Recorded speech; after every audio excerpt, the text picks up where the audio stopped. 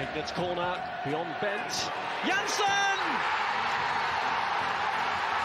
And Blackburn Rovers are 18 minutes away from a Premiership return. As far as Stewart, just outside the penalty area, flips it central for David Dunn. David Dunn equalises! It just had to be. Dack's corner and it goes, glance towards goal, and Rovers have taken the lead. And Charlie Mulgrew has scored his 14th of the season. It may well be the goal that sends Rovers back into the Championship.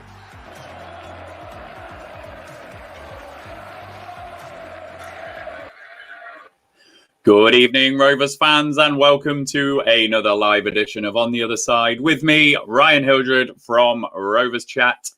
Really tough game last time out for Rovers with that defeat to Brentford and the very cruel injury to Bradley Dack, which, to be honest, I'm still not over. And it was confirmed today that he'd done his other ACL. So really, really horrible defeat last time out for Rovers, all things considered. And after the relentlessness of our fixtures recently, it's been somewhat of a luxury having 5 days between games. So up next, it's Bristol City at home tomorrow evening, and I'm delighted to be joined by Robins fan Patch Warner, who, Patch, you've definitely got the best named podcast, Three Peaps in a podcast. You take the prize all season. How are you doing, Patch? Yeah, I'm doing really well. Thanks for having me on, Ryan. No, thank you. And I'm liking the mic as well. Looking good. Good with the setup there for the pod. So looking good. All the gear. You finish the rest. No, thank you, Patch. Rovers fans joining us tonight. If you are subscribed to our YouTube channel, please hit that bell symbol to turn on all notifications so you can see when all our video content is either published or it goes live. And of course, give this video a like and all of our other videos a like as well. Super Chat is available as always, but we will always run through the comments and no one is under any obligation to do the Super Chat, of course. But just a couple of reminders before we get started. We are sponsored by Blue Rose Capital and we are sponsored by 𝐒𝐿𝐎𝐻𝐿𝐼𝐻𝐿.com. The Rovers Chat YouTube channel is proudly sponsored by 𝐒𝐿𝐻𝐿𝐼𝐻𝐿.com. They've got retro football from every era with mugs, phone cases and much more. They also have plenty of Rovers goods, including apparel with the famous 94-95 season and this season's kit. Check them out using the link in the description below. Thank you to 6𝐿𝐻𝐿𝐼𝐻𝐿 and to Blue Rose Capital for their very kind sponsorship. I'll just dip into the comments before we start, Patch. We've got some big hellos to Kevin, to Chris, to Jared, to Thynadel, to 𝐿𝐻𝐿𝐼𝐻𝐿. Got a couple of Robins who have joined us, I think, Patch. Hello to Robins on tour. And Lee Ref Pool. I'm hoping I've said that right, Lee. Yeah, hello to Sharon. And what has Forest City here said? I'll just hit my head like a bell over and over again until Dack returns. And hi to Jay as well. So there we go. Thanks for joining us, all of you. So, Patch, let's kick off with a preview then. When I think of Bristol City, I think of you being those kind of season nearly men in that kind of best of the rest category outside of the playoffs. And the last 3 seasons, you've finished 11th, 8th and 12th. And it's felt like you've always been playoff contenders. This season, a bit similar to Rovers, actually, your season seemingly has turned on that horrible run of form between the 30th of January and the 22nd of Feb, where you did lose 6 games in a row. And before that run, you were 8th and just 3 points off the playoffs, and you're now 12th and 13 points off. So is there disappointment with how the season's ultimately unfolded and perhaps pivoted on those 6 games? Yeah, it's been a very strange season. Obviously, with Dean Holden getting the job towards the end of last season, finishing the season strong, and then starting the season really well. We were top of the league after 4 games, I think. Then we had a few injuries. I think I saw a tweet today, Liverpool sort of saying that there can't be another team in the 92 Football League clubs with a worse injury crisis this season. But I think we topped them. We lost countless players to injuries, most of them long term. We signed Joe Williams from Wigan, which we were, and Liam Walsh coming back from Coventry, were two players that we thought were going to be building the team around. And we literally we saw Joe Williams for a game, 2 games, and he then went off injured, is now out again.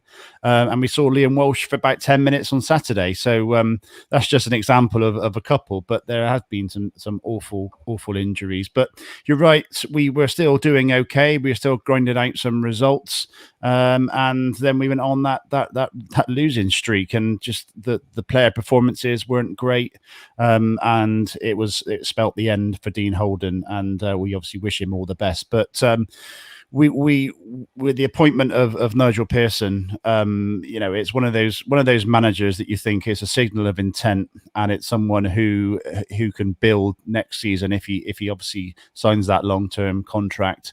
That we're looking forward to building on that. But we had an immediate bounce, 2 wins, then a defeat and another win. So it's certainly been a strange season on and off the pitch. Obviously, with the pandemic and not being able to go and watching the games on TV is something that obviously we're not used to. But we'd rather have that than no football at all. So yeah, like you, a roller coaster season so far. Yeah, absolutely has been. And if you just keep Dave Park's question in mind here, Patch, when I ask you the next one. So Dave's asked, do you think City are better off now than they were last season under Lee Johnson? My next question was going to refer to Johnson a little bit. So, he'd been at you for 4 years, which is a long time these days in football. We've got Mowbray over the 4-year territory now. So it's always going to be difficult for the next man coming in and really stamping his own mark when someone's been there for so long. Holden, as you say, was sacked in February after that 6th loss in a row. So where did it go wrong for him? I think because of the injuries and starting to bring in a few players, youth players as well, it was almost getting to a point where it was square pegs in round holes and just trying to shoehorn the best 11 into the starting lineup, in my opinion. And I think that there was players playing out of position that looked really uncomfortable. Mariappa, for example, was tried at left back, and he was on Radio Bristol last night saying that he's a centre back, and now he's playing centre back, and we're getting a really good tune out of him. We really struggled with a left back, and Tommy Rowe, who was filling in at left back, got injured himself. So there was a case of just sort of playing players out of position, experimenting quite a lot, and the experiments unfortunately didn't work. And we all know how good a striker Nahki Wells is as a striker, but he was sort of playing him wide left, wide right, coming back. So yeah, there was players playing out of position, and I think you have to say, and I hate the phrase, but the dressing room was sort of lost. And someone like Nigel Pearson is exactly what we needed to come in, shake things up, don't take any from anybody, that sort of approach. And yeah, we are going back to Dave's question. I think now, as in today, we are in a better place. We are better off. We've lost. In terms of personnel, the 2 big losses for me were Josh Brownhill, obviously, who's now tearing it up at Burnley, and I can see him moving on even higher than that. And Nick Eliasson, who went to Nimes in the French league, who was our right winger, who had the most assists in the league last season. And we now have no wingers, so we are exposed in that regard, that we can't play wing football. We've got a wing back in 𝐂𝐍𝐿𝐴 who's out injured, who's another one of those players, and no one else who is capable of really playing in a wing role. So for me, Nick Eliasson and Josh Brownhill aside, we are in a better position now because we've got players that are playing to their strengths. Casey Palmer, for example, who went off to Swansea and we didn't think we would ever see him back in a City shirt. He's come back. He's been given a fresh lease of life. And I don't know if you saw the goal on Saturday, but he's now adding goals to his game. So, yeah, really excited to see where we can go now on the next 10 games, with maybe a few players coming back from injury. So you've got Liam Walsh, who came on, Callum O'Dowda, who's now back from injury, Nathan Baker coming back, Zach Viner and Adam Nodge were out with concussion, Jamie Patterson soon to be back, Tommy Rowe. So there's lots of players coming back in that Nigel Pearson can now have a look at and see where they fit into his plans. Yeah, definitely. And Rick just commenting. So we had a point in the seat. It was Preston, wasn't it, at home? I think it was. Rick, correct me if I'm wrong, but we ended up with Sam Gallagher at right back, and he was christened Gaffu in that game, which is what Rick's reference in there. So, Patch, Pearson came in on the 22nd of February and, as you say, seemingly stopped the rot, steadied the ship, 3 wins in 5 games, including that really impressive victory away at Swansea. You've mentioned it. He is only on contract until the end of the season, which I didn't actually realise until I was researching this for tonight. So, overall, what sort of job has he done? What's the playing style under Pearson compared to the previous 2 managers? Ultimately, have you been impressed? I have been very impressed. And the biggest thing that I've been impressed with so far is his communication off the pitch as well as on the pitch. You can hear him. Obviously, we haven't got crowds now, so you can hear virtually everything they're saying. And we're actually experimenting with bench cam as well. So they actually filmed the bench and then he released the footage afterwards. And for Kasey Palmer's goal on Saturday, he was shouting, "Don't turn back, don't turn back." So, Kasey Palmer was through. He may, in times gone by, have turned and looked for a pass. So obviously he's given that license to go forward, that front foot football. And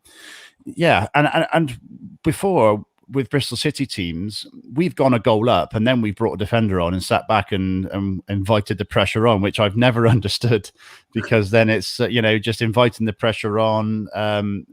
And with Nigel Pearson, I think it was the Middlesbrough game and maybe the game before where he made a substitution. We were a couple of goals up and it was a striker coming on and not a defender coming on, which I'm sure if in times gone by, that would have been the complete opposite. So communication off the field, he's got that charisma, that look and feel about him, that he is a man not to be messed with. Obviously, we've seen some of his antics on the sideline, and I think that's given him cult status for a lot of people. But yeah, he's just got that feeling about him that he is gonna, if we're gonna get to the promised land, and it's been since the 70s that we haven't been in the top flight, with Steve Lansdowne behind him, who's our owner, who's willing to invest. The players that he's got at his disposal, injury-free, hopefully. And yeah, I'm sure he'll add a few tweaks and a few of his own players to the mix in the close season if he stays, which I'm confident that he will. Yeah, and Nigel Pearson is the name that has been on Rovers fans' lips, actually, because Mowbray's been under pressure this season, Patch, that you may have picked up, and his name is one that did the rounds. And when he ended up going to you, I think a lot of Rovers fans were quite disappointed he ended up at you, because it's obviously a name that Rovers can't go for if Mowbray is indeed to lead the team. So we'll see what happens with that one. So if we look at Bristol season City as a whole, then, Patch, really few interesting things in here, actually. So goals against is the first of those.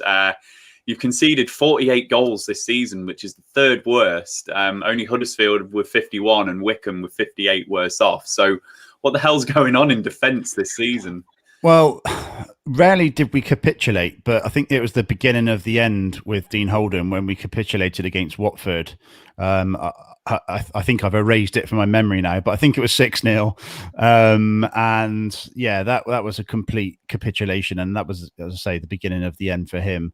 But it's strange, really, because on our podcast, we do a bonus show, which is a post-match reaction show, and we give ratings. Dan Bentley has been, our goalkeeper, has been always above 6 and quite often man of the match. And obviously without him, that goals against column would be a lot worse, because he has pulled out some world-class saves. And there was a Twitter a tweet today from someone saying that Jordan Pickford was out for England. And I can't see how Dan Bentley's that far away. I know it's quite strong with Pope and Henderson, but I'd love to know from like Gareth Southgate or someone in the England setup how sort of far off Dan Bentley is.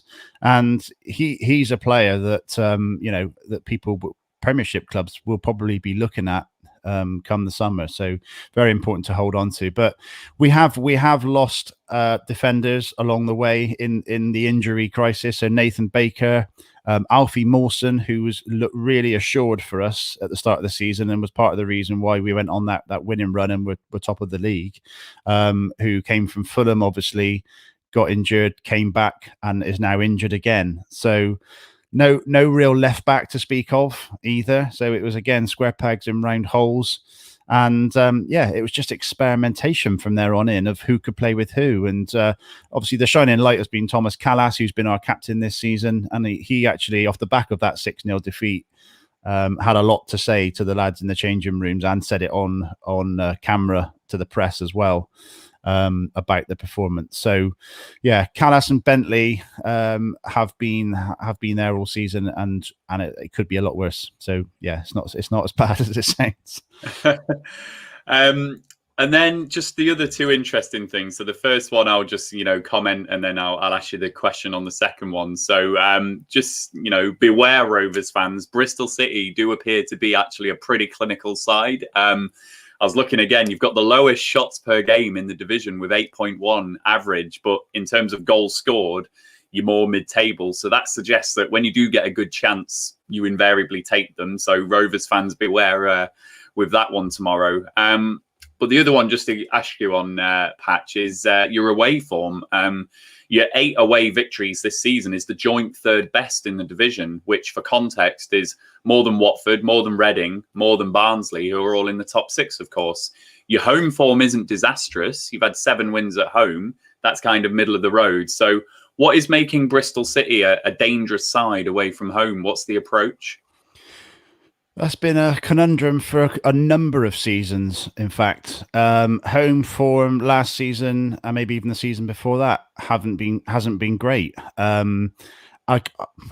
don't know how to explain it, to be honest.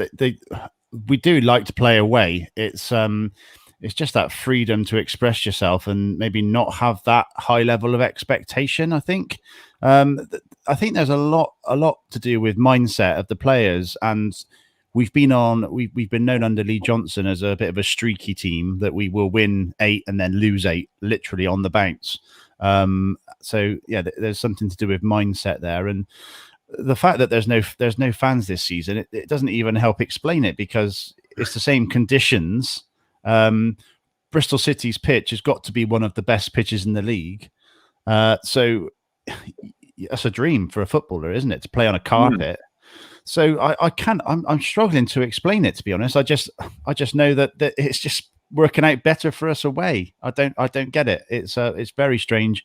And obviously going back to going into next season with hopefully crowds, that's the challenge for Nigel Pearson. Hopefully Nigel Pearson to sort out is that home form, because away, obviously we all like going away as fans.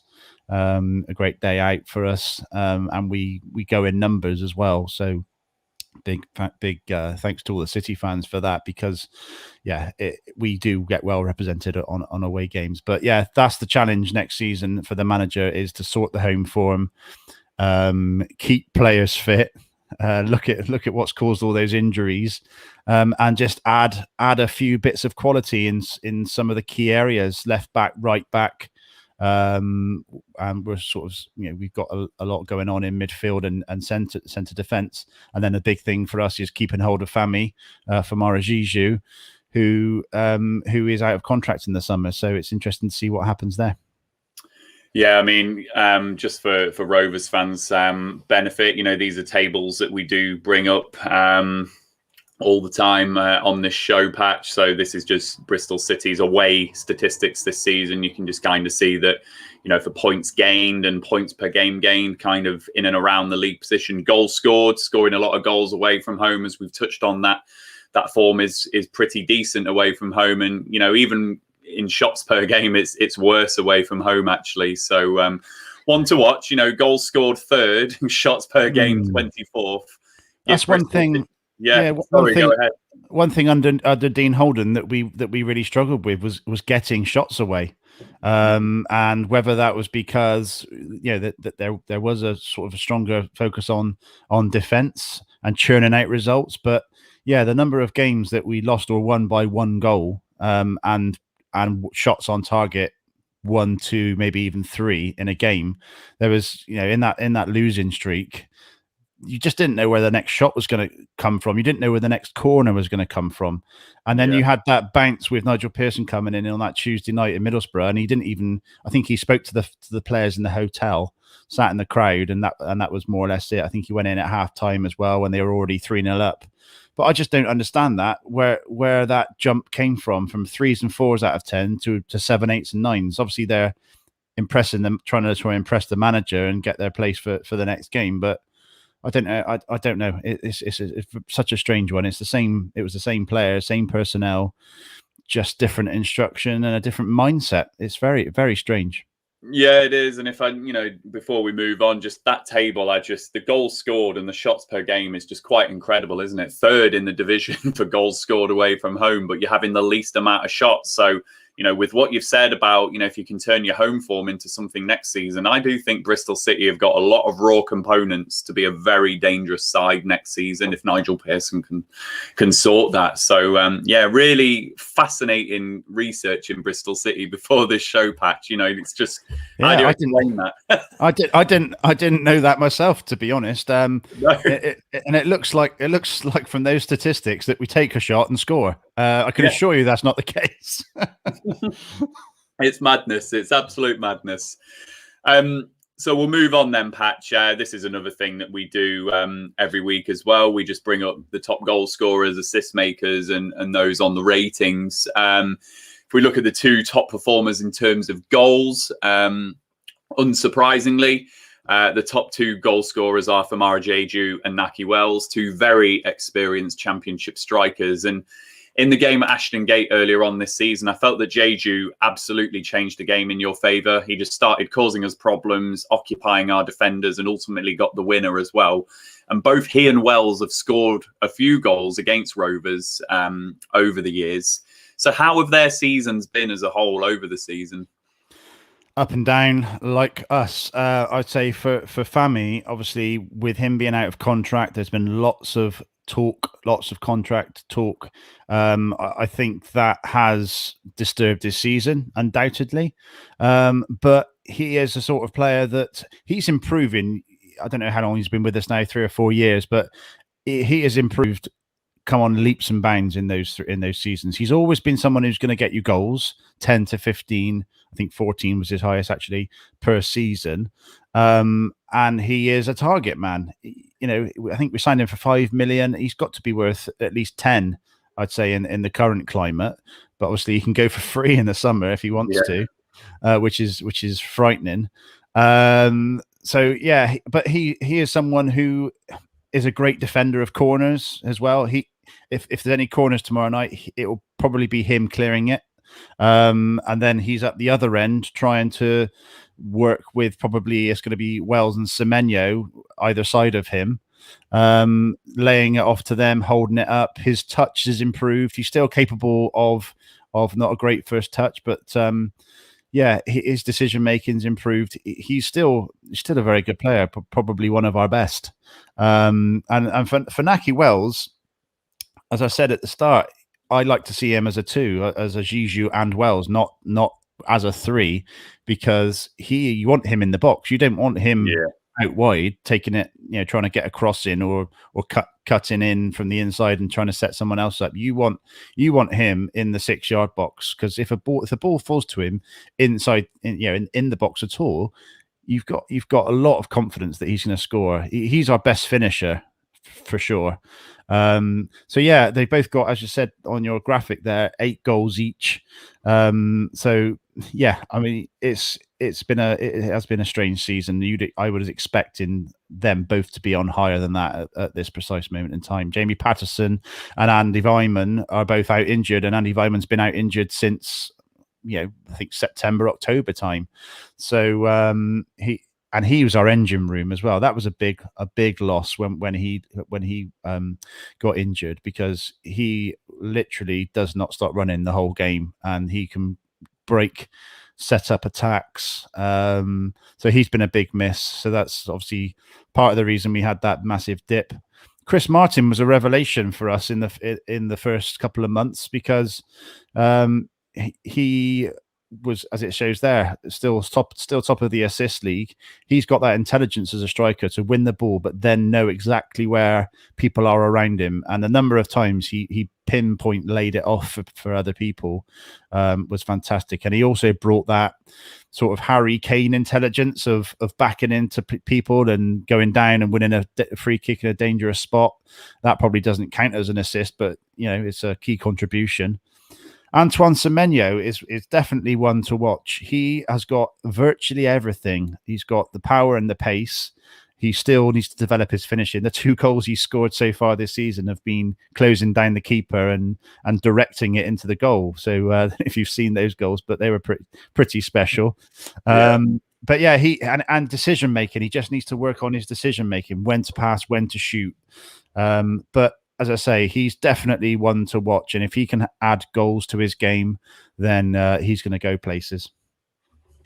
Well, I'll tell you what, Patch, I'm usually praising the viewers of this show for reading my script and preempting my questions, and you did it perfectly tonight, because my next 2 questions were going to be about Chris Martin and Antoine Cemento. So the only thing I just wanted to add on Cemento, you've just described him really well there. Obviously, players like Michael Elise at Reading and Rovers have got Harvey Elliott on loan from Liverpool that seem to be grabbing a load of headlines as a youngster. So do you think that Cemento might just get overshadowed by players like that, and he's actually a really good player going under the radar? I hope so. because then he's definitely going to stay with us for a bit longer, because as I say, he has got that raw talent. He was on loan at Newport when Newport had that good FA Cup run, so the spotlight was on him a lot then. Chelsea were interested at that point, and I think they offered us some money for him, but we decided to keep hold of him and recall him. We recalled him, and he came into the side and got sent off, and then we never saw him again. And I think he went on loan then to Sunderland after that, and had a mixed bag up there. But he came back, and at the start of the season, he was sort of played quite a lot, and he has been a player that's been in our team pretty much all season. And even in the times where we were on a downward spiral, he was sometimes the only spark for us. Every time he gets the ball, you still get that sort of level of excitement. So yeah, definitely one to watch for the rest of this season and next season. Keep an eye on him, because he just needs to add that few small tweaks, and he is going to be a player, definitely. Absolutely. Chris is exactly on my wavelength with this one, Patch. So what type of wage is Jeju on? So just to put that into context, we are expecting to lose Adam Armstrong in the summer. He's got 1 year left on his deal, and we do need to cash in. Jeju is a player I would absolutely love to have at Rovers, given how much he's terrorised us. And we do need a striker like him, actually. I think Mowbray has missed having that option up top, particularly like what Jeju did to us at Ashton Gate, just bringing someone on to cause some chaos. So, what type of wage is he on, and could Rovers afford him, do you think? Blimey, I've got no idea. It's all the players' wages is all just sort of hearsay and rumour, but what would you expect? 15, 20? Quite possibly. I mean, what is he, 28? He's going to be wanting, if he's on a free, he's going to be wanting a good wage, isn't he? I don't know what we've got Armstrong on at the moment, or what we'd be expected to pay Armstrong if we were to keep him. Armstrong, I'm guessing, would want some at 20, 30k. Let us know, Rovers fans, what you think and what type of wage you think Jeju would want. But if we could get him, I'd love that. Any prospect of him signing a new contract at Bristol City, or do you think he's gone? I still have to believe he's going to stay, because I think he's pivotal. Where are we going to? where are we going to find a £10 million striker that we know can do it in the Championship? As I say, he did take a while to adapt, so we've brought him in, we've nurtured him to the Championship. We need to get him to sign. There's lots of rumours, and he was sort of playing about on his Twitter with little signing emoticons and things like that a good few months ago, and I honestly thought it was a done deal, but then it just drifted, and here we are, sort of 10 games left of the season, and he's still not signed. So I think a lot hinges on Nigel Pearson, and if he signs in the next couple of weeks, which he needs to, in my mind, I think we need to know what's happening next season, because the next 7 or 8 games thereafter, there's a chance for experimentation, and he can work out what he wants it to look like next season. So if Nigel Pearson signs, then that might make him go to the owners and say, look, if you want me to mount a promotion push next season, I need to keep hold of Famara Zizou. And then that's like the wheels are in motion then to say, right, okay, well, we can, break the bank, or it's a sustainable club. It's run really sustainable. So they're not going to offer him silly money, but I'm sure they would have offered to make him the highest paid player at the club already. So it's important. It's important, and that's what it's all hinging on, really, for me. Yeah, I think it's like Chris has picked up here. I think ultimately it's probably one that will be out of our wage bracket. But I'd love us to be inquiring about a striker like Zizou, definitely, if we lose Armstrong as well. But we'll see. We'll see who's out there in the summer and ultimately where he is. So, Patch, before you joined us this evening, we asked you to give us your predicted 11. And this is what we do every week with all of our guests. And you've gratefully done that for me. So, do you want to just talk us through the side, who are going to be the danger men, who are the ones in form, etc., etc.? Yeah, sure. So as I said, Dan Bentley has been our player of the season, and probably will be player of the season. So we always think that he's going to pull off a world-class save. He's got that in his locker. So it'd be Dan Bentley in goal. Left to right, Sessegnon, who's on loan from Fulham, I believe, who is a right-sided player playing on the left, because as I said, we have no left backs, hardly any left-footed players in the team. But he's doing well there. He will get up and back. He's pacey, and it will perform well in the last few games in that slot. Mariappa and Callas. Obviously, Callas is our captain, Czech Republic international, just been called up. So hopefully that's not on his mind too much, because he's been a rock at the back. He will throw himself into all sorts, literally head first. I'm sure he's got a wish to break his neck at some point, because he will just fly over the top of people, win the ball, and then just sort of land really awkwardly. He actually broke his collarbone. Wow. Earlier in the season, was out for a period of time. So I thought he would have tapered that a little bit, but clearly not. Mariappa, who was playing left back out of position and was clearly exposed there, has turned fans' opinions around to some extent, because now he's actually playing in his preferred position. And he obviously played with Nigel Pearson at Watford.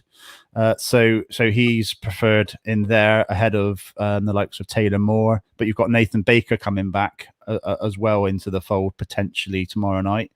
He's been playing well. And Jack Hunt blows hot and cold with fans, because he is capable of a lot. He's capable of lots of good crosses and assists, but he's also capable of not hitting, not clearing the first defender. So it's always interesting to see what performance Jack Hunt's going to put in, but he's capable of a good performance. So Jack Hunt at right back.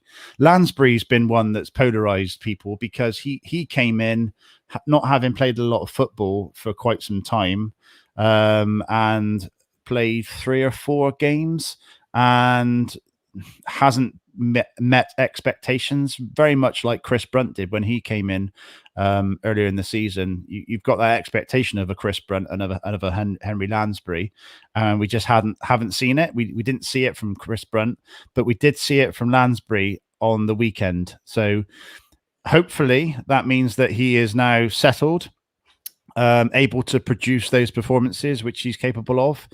and looking forward to see if he can put in another shift tomorrow night.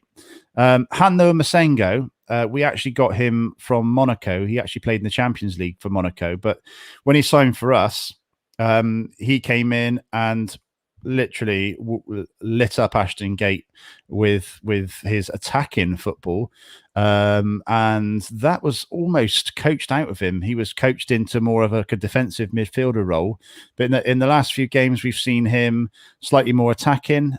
He's very skillful. He literally is like a bulldog. He will not let you have the ball. He can get in front of people. He's adding passing to his game. So again, like Cemento, really excited to see where his career goes. And Kasey Palmer, he is our flair player, but he is also someone who's come on in leaps and bounds under Nigel Pearson. He's been given that right to express himself. On Saturday, he won the ball on the right side, and he had no right to win that ball. But not only did he win it, he kept it in play, which was remarkable. And then straight away looking to set someone up, and he threaded a great ball through for 𝐂𝐻𝐶 to go 3-0 up. So Kasey Palmer's on the up, but the challenge now for him is to put in that performance again tomorrow night. So we'll look forward to see how he gets on. And then we've spoken about the front three, 𝐒𝐄 in the middle, hopefully with his mind on the game, not on the contract, and Wells and Cemento either side. We know what they're capable of. So, yeah, looking forward to tomorrow night. I think that position where you've got Kasey Palmer is the perfect one for him, because we had him on loan from Chelsea in the first season we had back in the Championship. So the 18-19 season, we had Kasey Palmer, and on the whole, he flattered to deceive. He had some qualities there, and you could see he was a player, but ultimately he was competing with Bradley Dack for that position, that kind of free roll off the striker. And he was never in that position. He was more either left or right, with the way that we played. So I think, just going back onto your side, that position there where he's in that free role, he can dictate the play, is ultimately the one where he wants to play, isn't it? So interesting that Pearson has put him in that.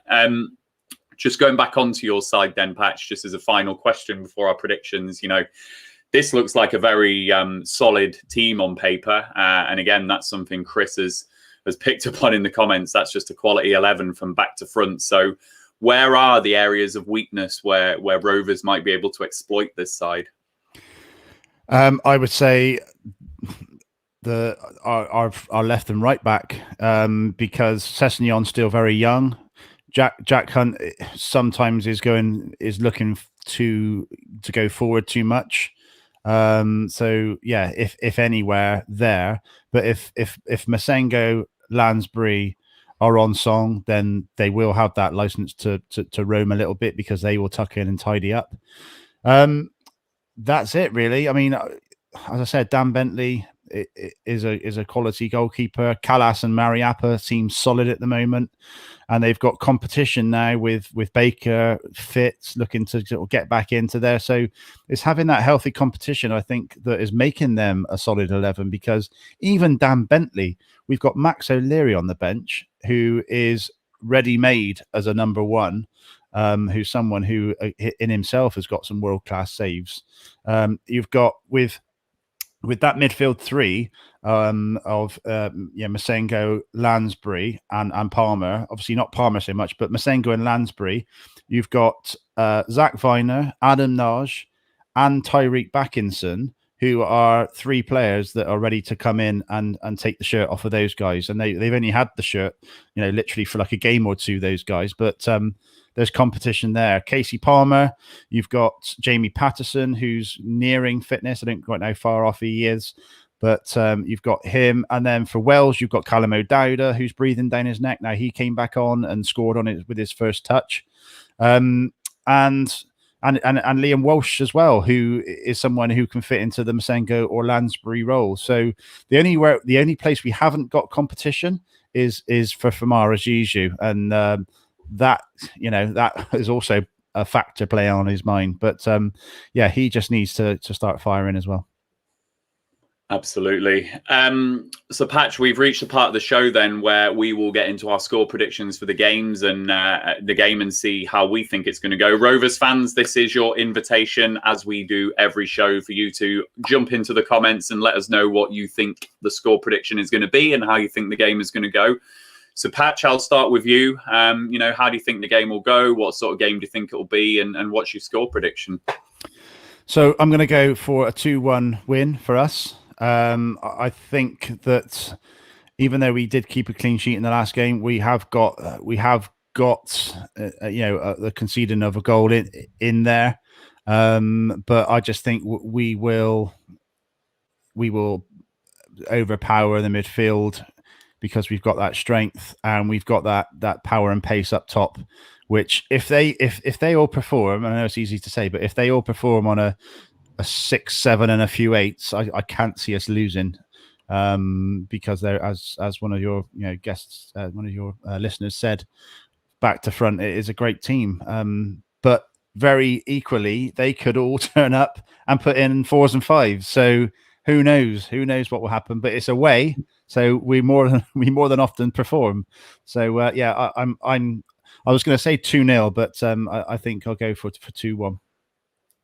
2-1 from Patch to Bristol City. I reckon there's going to be goals in this game. I just think there's a load of things pointing to that. So your approach away from home, first and foremost, you're a good side away from home. That competition for places that you just spoke about, this ain't going to be a game that Bristol City just kind of see the season out with. You've got players playing now and wanting to perform, and we're going to turn the style on.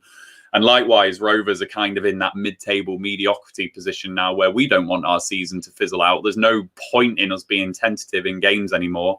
Some of these players are playing for futures and things like that. So I think all these things are going to combine and make it a really high-scoring affair. Both our defences are not great. And the 3 of our last 4 home games have actually been against teams in the top 6. So we've had those kind of tight, cagey affairs from their end because they're obviously wanting to beat Rovers and stay in the playoff hunt. So I just think it's going to be a game where no pressure, no need to be tentative either side. So I'm going to say 3-2 Rovers. I think there's going to be some goals. I was thinking of predicting 4-3, but I don't think it'll be 4-3. 3-2 Rovers I'm going for. But either way, all we want to see as fans is a performance and some excitement, because at the moment, we all need a bit of excitement. We can't go down the pub. We can't even, go to a restaurant. This is like the highlight of our week. As long as they put in that performance level, that 6 or above, that expectation level of 6, and some performing above that, that's all we want, isn't it? Yeah, it is. And for teams like us, what are you? You're 13 points off the playoffs. We're 17 points off the playoffs, but we are 12 points above the relegation zone. So, we're talking mid-March and the season's finished. These are all dead rubber games and we've got 10 dead rubber games to play. So you're absolutely right, Patch. I just want the players to play with a bit of freedom, a bit of thinking about next season. As Chris has put in the comments here, Tyrese Dolan's one of our youngsters who I really want to start and see rip it up in a Rovers shirt and be given those chances. Tom Tribal might be with us tomorrow, as Chris says, with us next season if we can get him. I want players all just kind of thinking, right, let's just salvage the best we can from this season. So, as I say, I think it's going to combine and be a really entertaining affair. So, sorry, Rovers fans, if it's 0-0, but I just think there's no pressure for either side on this game, actually. I really don't. Do you mind me asking you a couple of questions? Yeah, of course. Go ahead. We'll wait for Rovers fans to keep giving us some predictions because we've not had many. So come on, give us some more. So obviously, in my heyday growing up and watching the Premier League and seeing Shearer and Sutton and the way you guys won the Premier League, and where did it sort of go wrong for you in terms of being at the pinnacle and now being sort of 3/4 of the way down the Championship? I know it's a long time, but there must be some sort of path there. Yeah, so it's kind of split into a few discrete phases. So I'd say the first one was when 𝐂𝐻𝐿𝐷𝐒 stepped up into director of football the season after, and then Ray Harford was the manager. And ultimately, we weren't able to sustain it right at the top. Bit similar to what you're seeing with Liverpool now, but different circumstances. We came first and then we came 7th Shearer left the following summer after that season. That summer of the season, we came 7th. Then we just slowly started to bleed players out. So we lost Shearer, we lost Sutton, we lost Lasseau, we lost Berg, we lost Sherwood. You know, all these players starting to go to other clubs. And Brian Kidd was the manager in that season. We got relegated first time, who came with a really good reputation, you know, Sir Alex Ferguson's assistant, but ultimately that didn't work out and we got relegated. We were really lucky to get relegated when we did, in that we still had Jack Walker's money and we were able to attract players like Brad Friedel, Henning Berg again, and really get ourselves back into the Premier League. We came back a really good force. You know, we signed Andy Cole, we had Matt Jansen, Guy, you know, we had loads of good players and built on that. So reached a kind of pinnacle again for us, where we came in the top 6 in the 05-06 season. Okay. We were in that top half European football, kind of in and around that position for a few seasons. And then it just started to turn, I think, when the Walker Trust, it was clear that their money wasn't going as far as it used to in football. They were actively looking to sell the club. We were having to be really smart with trading assets, etc., etc. All of these things all combined, and they ultimately sold the club to the wrong people at the wrong time. You know, Venky's very badly advised by an agency. Venky's made some really bad decisions. The squad deservedly got relegated, and we had some shocking contracts given to players in our first season in the Championship. Only just stayed up in that first season in the Championship as well. Then tried to throw everything at it, I think, with keeping Jordan Rhodes on long contracts, and you know, really wasted that squad that we had in the 14-15 season in particular. And then it's just FFP caught up with us a little bit, and really, you know, it all culminated in that relegation down into League One.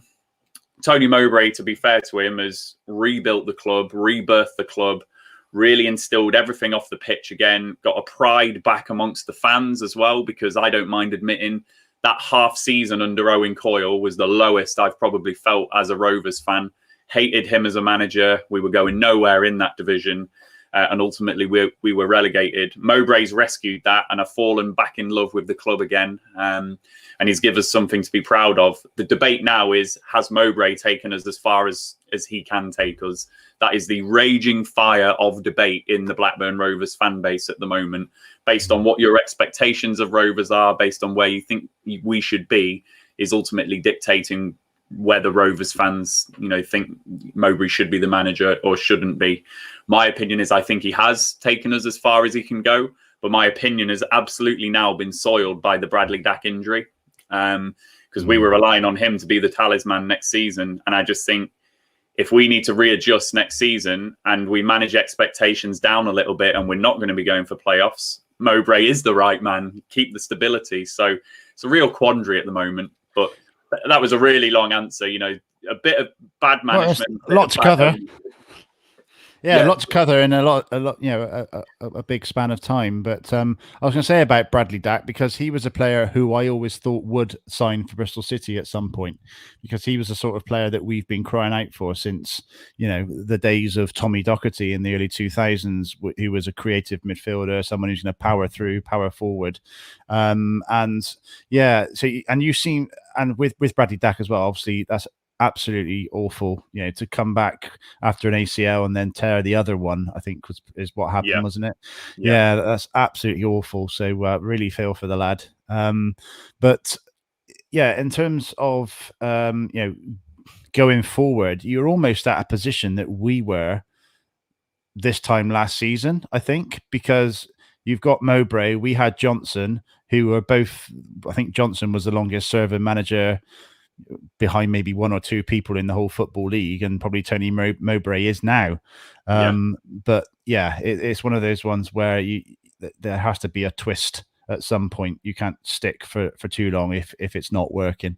That does, and it's the finances that bother me with Rovers, because we don't get the attendances that Bristol City do. Venky's back us, to be fair, like your behind the scenes ownership does, or not behind the scenes, active ownership does, I should say.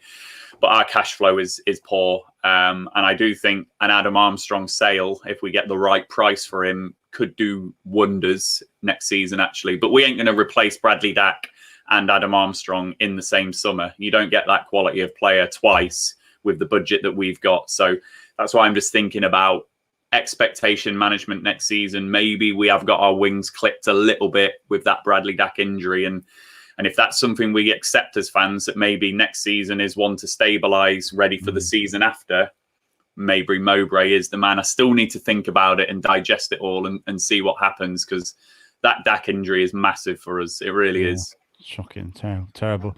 I just see in the comments, hi James Friction. He's a Three Peeps listener every week, so hi James. Thanks for listening. And in terms of us for looking out for you tomorrow, who's pick out a couple of players for us to look out for Bristol City? Yeah, sure. So Tyrese Dolan, most certainly. So we were on a shocking run of form like yourself, and then Mowbray played Tyrese Dolan up front, which was a bit of a new move because he's a winger. He's an out-and-out winger, and he's a very small lad, but very quick and very skillful. Played him up front, and he's done brilliantly. So played well against Millwall and against Swansea the next game as well. Not so good against Brentford, but that was a tough game for us on Friday.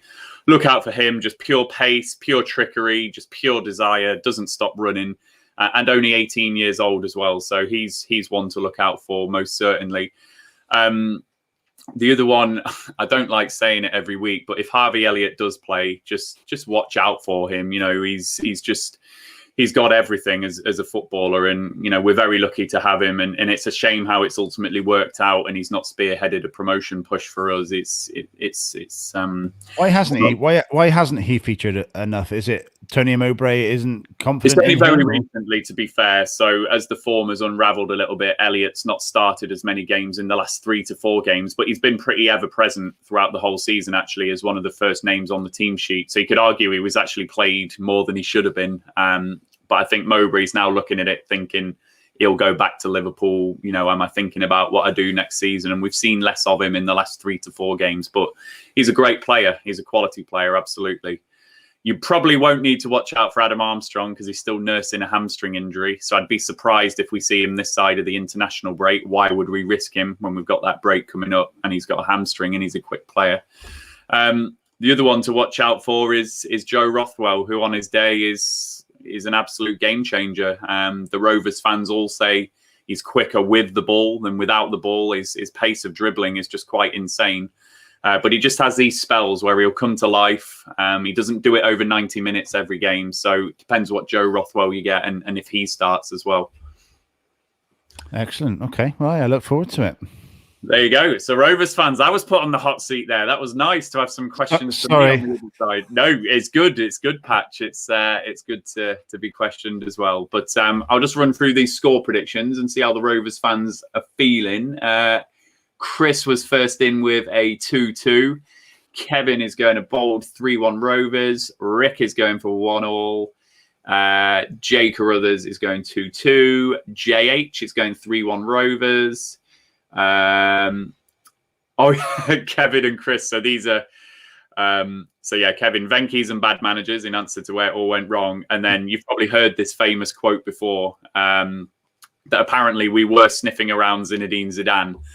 And I think it was Jack Walker that said this quote. We don't need Zidane because we've got Tim Sherwood. Fair enough. That's how the famous quote goes. So thank you for reminding me of that one, Chris. So, yeah, a little bit of positivity in the Rovers fans there. A few predicting wins. So, there we go. But there's no more predictions. So we'll leave it there, Patch. So I'll just say thank you for joining us tonight and giving up your time on this Tuesday evening. Yeah, it's been an absolute pleasure. And it's been very strange for me seeing the word Rovers so much. I must say. Absolutely. I bet it is, actually. Yes. I'm expecting a couple of them to dip into the comments and maybe give you some stick, but we haven't had it. Yeah, no, I thought there might be as well. But it's the closest we're going to get to a Rovers City game for some time, unless the FA Cup helps us out. That's it. We're out of that. So it'll all have to be next season. Exactly. Nice one. So Rovers fans, that's it. So thank you for joining us as you always do. If you're not subscribed to our YouTube channel, please hit that subscribe button, hit the bell button as well to turn on all notifications, and please give this video a like and all of our other videos a like across the Rovers chat platform. We will be back tomorrow with our preview and watch along as we always are. It'll be about 7:15 that me, Joe and Luke will be with you as we always are, and then we'll be live with our post-match live stream afterwards at about 10 p.m. once the game has finished. So I'll just say goodbye to you, Patch. Oh, Alexander sneaking in with a prediction has gone 1-0 Rovers. I'll say goodbye to you, Patch. Alexander goes for a 1-0 to Rovers prediction. Maybe 2 on Rovers as well. He's predicted a Rovers win. Have a great evening, Rovers fans. And I will just leave you with our 2 sponsors, Blue Rose Capital. And I'll leave you with a sponsor message from 𝐒𝐏𝐻𝐒𝐓𝐀. See you later.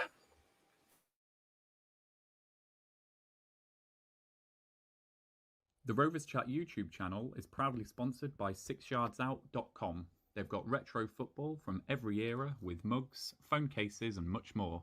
They also have plenty of Rovers goods, including apparel with the famous 94-95 season and this season's kit.